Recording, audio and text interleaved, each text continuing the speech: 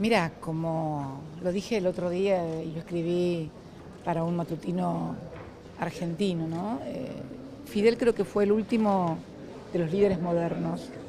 Esto tiene que ver con la conformación de una dirigencia o de liderazgos globales que tenían que ver con un mundo en donde las ideas se presentaban estructuradas, en donde había proyecto político, donde la política era el eje transformador fundamentalmente de las sociedades. Y creo que Fidel, junto a los hombres que hicieron la Revolución Cubana y que en definitiva se convirtieron casi en una leyenda a nivel global, alumbraron el siglo XX, sin lugar a dudas.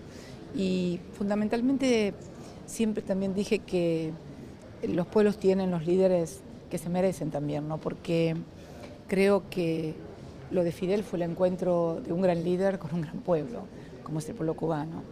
Siempre he tenido una fuerte admiración por el espíritu de sacrificio y también por el orgullo de ese pueblo, de su dignidad, de su soberanía, de su independencia. A poco más de 100 kilómetros de las costas del gran país del norte, entre comillas, y con todo lo que ha significado la política criminal del bloqueo, que ha significado el atraso por allí, los problemas de gobernanza, problemas humanos de la sociedad cubana. Realmente la fortaleza de ese pueblo es similar a la fortaleza de Fidel y de los hombres que animaron la revolución. Yo siempre digo que todo se juega con todo y creo que Fidel hacía juego con su pueblo y su pueblo lo hacía con él. Creo que en estos momentos hay mucho dolor por las imágenes que uno puede ver en Cuba, pero al mismo tiempo también mucha paz. Yo creo que es una cosa que uno siente que como que ha partido el padre de uno, ¿no? Y me parece que esto es lo que yo veo con respecto a los cubanos. El padre en algún momento tiene que partir, porque es la ley de la vida, y creo que lo hace además, nunca es bueno que el padre parta, pero además lo hace en un momento muy especial donde se han dado importantes pasos para las transformaciones, donde ha mejorado sustancialmente esa Cuba que cuando cayó la Unión Soviética atravesó momentos realmente graves, difíciles, que parecían que iban a ser, que no se iban a poder superar, y sin embargo se pudo hacer. Así que yo creo que hay una gran fortaleza del pueblo cubano, y una gran fortaleza de la revolución, y una gran fortaleza de una sociedad que se ha acostumbrado a ser soberana, digna e independiente, con problemas, porque además la soberanía y la independencia, el ser el pueblo o la sociedad con mejores índices en materia de salud y de educación de toda América, creo que también tiene su precio, ¿no? Muchas veces se quiere tener todo al mismo tiempo y sería lo ideal, pero muchas veces no se logra. Y yo creo que en ese sentido Cuba y la sociedad cubana ha optado por una sociedad igualitaria en cuanto a que en Cuba nadie se muere de hambre, a que en Cuba todos pueden estudiar si tienen las aptitudes y las fuerzas y el sacrificio para hacerlo. En Cuba se puede acceder a un sistema de salud, nadie se muere por ser pobre, ni nadie deja de estudiar por ser pobre. Si no estudia, en todo caso será porque ha decidido no hacerlo, pero no porque no ha tenido las oportunidades para hacerlo. Y creo que son estas cosas las que distinguen. Mi hijo siempre tiene una comparación que dice, Cuba podría ser Haití, y sin embargo fue Cuba. Y creo que estas cosas son las que, en definitiva, cuando uno llega al final del camino, evalúa. Más allá de todo lo que puede, no hay proceso político, histórico que no tenga aristas que por ahí te gustan más o te gustan menos, que haya críticas que hacer o críticas que no hacer. Pero me parece que nada es perfecto. Y creo que el saldo, en definitiva, es qué es lo que se obtuvo. Y también mirar lo que pasa alrededor, ¿no? Porque sería absurdo compararse con los que no son iguales. Y creo que, bueno, en este sentido, Cuba ha dado ejemplos de dignidad y de solidaridad. Además, recién charlábamos con el embajador acerca de, por ejemplo, el reconocimiento de Mandela, ¿no? hacia Cuba y hacia Fidel Castro, cuando dijo que sin Cuba y sin el sacrificio del ejército cubano en Angola hubiera sido imposible terminar con el régimen del apartheid. Esto, por supuesto, es rigurosamente ocultado en los medios de comunicación. Parece que el apartheid hubiera terminado como por arte de magia. No, terminó porque hubo un ejército que fue el ejército de Cuba, que luchó junto a las fuerzas rebeldes angoleñas para derrotar al ejército sudafricano, que era uno de los mejores armados del mundo. Y esto fue posible para que comenzara el principio del fin de la parte. No lo digo yo, lo dice Mandela. Bueno, a ese Mandela lo ocultan. Uy, se mató uno. Ahí está corriendo el nene. A ese Mandela lo ocultan rigurosamente, pero bueno, es como digo siempre cuando hablo de la Segunda Guerra Mundial, ¿no? Que si uno escucha la Segunda Guerra Mundial parece que lo hubieran ganado únicamente Estados Unidos. Y sin embargo, cuando uno ve la historia, conoce la historia, murieron más de 26 millones de rusos, que fue lo que posibilitó que se derrotara al nazismo, ¿no? Así que bueno, nada, el saludar a Telesur, además que contribuye a divulgar lo que es la historia real de nuestros pueblos.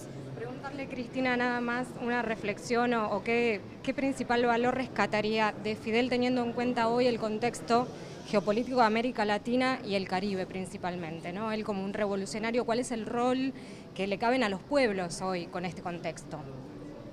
Su atributo, creo, más claro, por lo menos el que yo más valoro, su inmensa capacidad de dirección de un proceso revolucionario en medio de las dificultades más terribles que pueda afrontar cualquier revolución. Creo que sus atributos, sus calidades de dirección política de ese proceso, me parece que es el atributo más visible, más valorable. No es fácil, no es fácil. ¿Me preguntaste además? No, eso, el contexto. ¿Cuál es el rol de los pueblos hoy? Digo, bueno, yo creo que como referente con el contexto. Yo creo que el rol de los pueblos debe ser precisamente saber que es imposible lograr todo lo que uno quiere si no hay también una cuota de sacrificio de parte de esos pueblos, ¿no? Es imposible. Muchas veces se convencen a las sociedades a través de inteligentes políticas de marketing político que todo puede ser posible sin ningún tipo de sacrificio, fundamentalmente alejado de la política, ¿no? Porque también hay todo un proceso a nivel global de estigmatización de la política, como que la política es algo malo, cuando en realidad la política es el gran eje transformador y el gran motor de la historia. Lo fue durante el siglo XX y lo va a ser también durante el siglo XXI, no tengo dudas. ¿Cristina viaja a Cuba?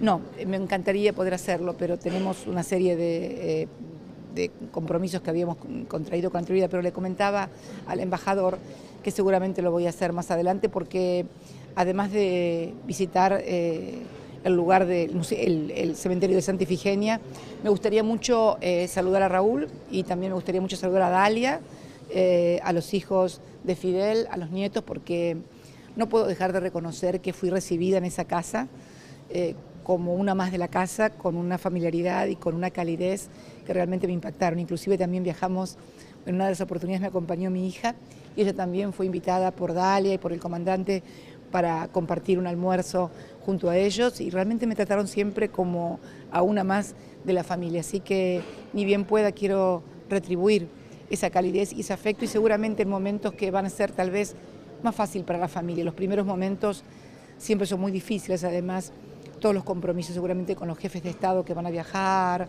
toda la gente que va a viajar. Me gustaría poder visitarla a Dalia, a los hijos, a los nietos, hasta la bisnieta, porque hasta la bisnieta conocí en algún momento de mayor tranquilidad y cuando podamos por ahí recordar algunas anécdotas de cómo nos enseñaba y nos daba explicaciones de todo, hasta lo que comíamos, era objeto de una minuciosa análisis y explicación.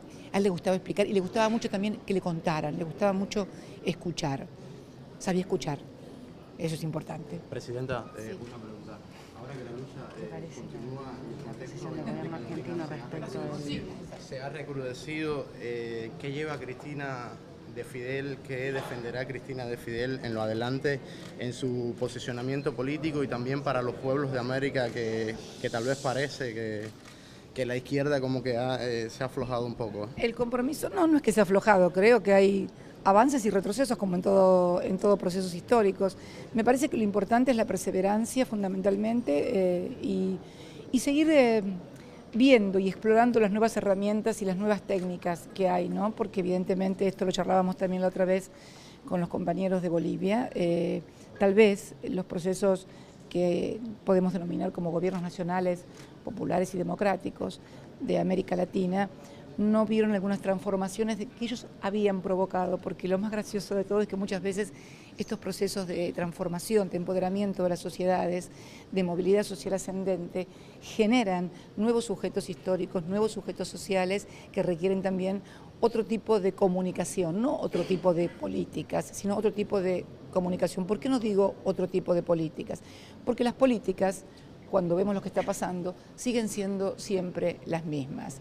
La economía es una transferencia de ingresos de un sector hacia otro. El crecimiento sirve en la medida que pueda llegar a todos los sectores de la población y provocar esa movilidad social ascendente que caracterizó a todos los procesos nacionales y populares en esta América Latina, que alumbró con Chávez en Venezuela en 1999, más tarde con Lula 2002 en Brasil, más tarde con Kirchner aquí en el 2013 y así sucesivamente en toda la región, hasta Evo Morales, que el otro día leí unas declaraciones de Evo que decía que para él sus hermanos, que Fidel era su padre y que sus hermanos mayores eran Kirchner, Lula y Chávez. Sí, me gustó mucho esa definición. Evo siempre dice cosas sencillas, no simples, sencillas, que es otra cosa.